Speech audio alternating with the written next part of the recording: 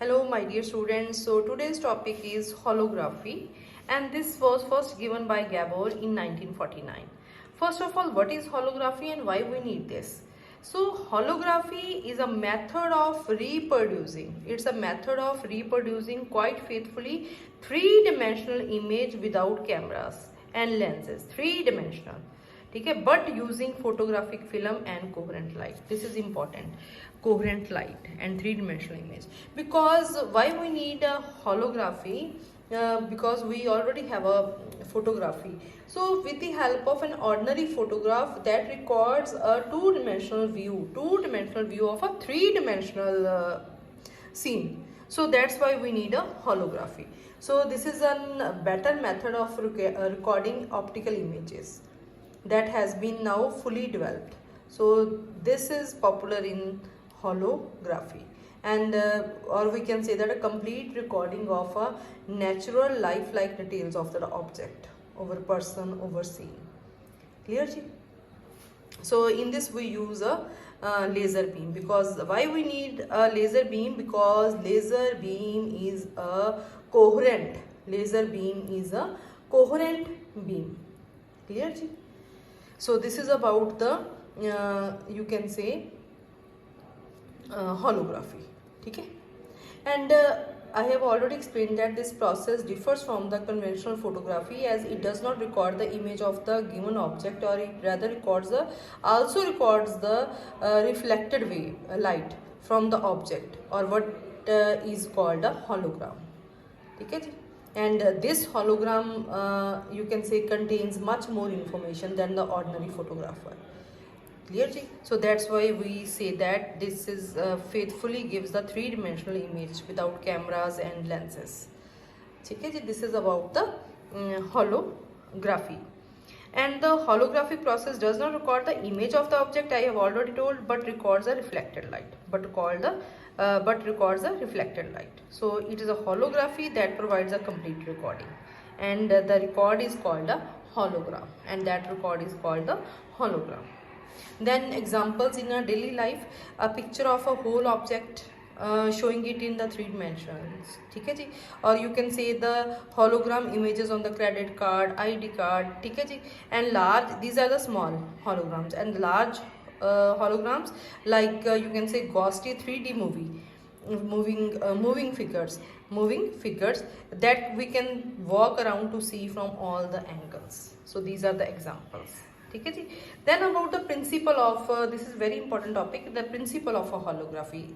The question always come in exams, that what is the principle of holography? The principle of holography is interference of based on the principle of interference. Clear? So carry to memory interference principle. And the principle if we want to discuss about the principle, we go for two steps. And first, what are the two steps? First step is the recording of the hologram, and second step is the reconstruction of the image. So we will discuss both.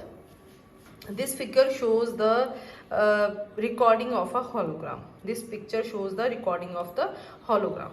So see in this picture, the laser beam strikes with this partially transparent mirror, or we can say beam splitter. This is also called a beam splitter.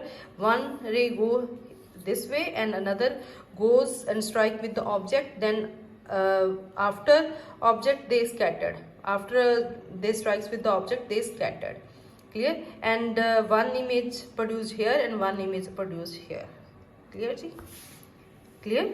So or you can say hologram acts as a diffraction grating. This hologram acts as a diffraction grating. This is a hologram here on the plate. This is a plate. Clear? And this hologram produces two sets of diffraction waves which forms equal angles with the plate. Okay? On set of wave forms a real image on the screen or the photographic plate, and the other forms a three-dimensional virtual image, one at here and another at here. Two sets of waves. Okay? Clear? Then we can also say that during the recording process, this is the diagram, during the recording process, a coherent reference beam, this is the reference beam, is this beam, after laser beam, the ray goes this way. This is called R, stands for reference. This reference wave is superimposed on the wave coming from the object. The waves coming from the object, these waves, this one and this one. Okay, clear? And fringes are produced. Interference here with when these two waves combine with each other, interference is there. So fringes are produced due to interference of these waves in the plane of a recording medium. In the recording medium means on the plate. So interference pattern is a record of, what is the interference pattern? It is a record of amplitude distribution and phase of the object wave. This is very important. Interference pattern is a record of amplitude distribution and phase of the object, So kindly, if you want to write on the book, you can write it from here. Clear ji?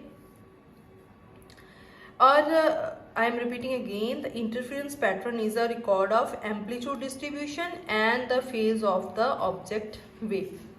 Okay ji? So it is a, you can say it is a characteristics of the object and is called a hologram. So this record is called a hologram. Or we can say laser beam is split into two parts. One part is used to illuminate the object and the other part is used as a reference beam. This is used to illuminate the object and other is used as a reference. Clear ji? And this reference wave, this wave interferes with the scattered wave, and form the interference pattern or forms of fringes. And what about this hologram? Hologram is a very fine, and it will be very fine if spacing between the fringes is 0.001 millimeter. It is very fine. So this is all about the you can say recording of a hologram. Clear ji? Then about the reconstruction of the image. So this diagram shows the reconstruction of the image. So in this process, you can say we remove the object and hologram is placed. We remove the object and the hologram is placed in its original position, and laser beam is allowed to interact with this hologram. So this laser beam is called the readout beam. This is called the readout beam and is used to read the information in the hologram. And this beam interacts with the interference. Now at this there are the interference patterns. So this readout beam interacts with the interference pattern on the plate and two images are formed. One is a real image and other is a virtual image. And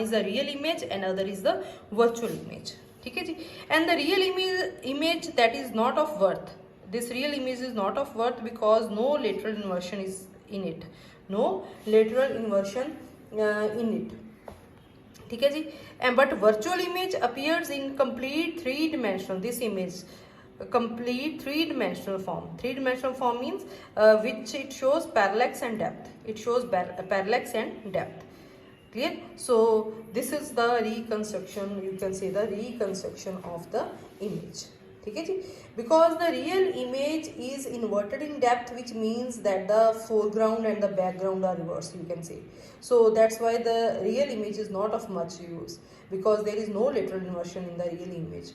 So the also we can call the real image pseudo image, and can be photographed directly without the use of lens. So virtual image that gives the complete information, that gives the complete three-dimensional form, this virtual image. So we can say that this gives the three-dimensional form or which shows a parallax and depth. Yeah. And for this type of holography we use, because of their high coherence, we use the gas laser because they are highly coherent gas lasers, and we use this because they work in a continuous mode. The continuous wave mode they work. Clear? So because of this we mostly use gas lasers. So this is about the holography. And holography there are so many applications of the holography. What are that applications? I write in a short form. So what first we have already, I have already told you, it is used for generating three-dimensional image. Then it is also used in data storage. ठीक है जी, also used in microscopy, interferometry. It is also used in quality control in manufacturing and fracture testing. It is also used in medicines, military, weather forecasting, digital art and security. ठीक है जी, so these are all about the uses. So thank you.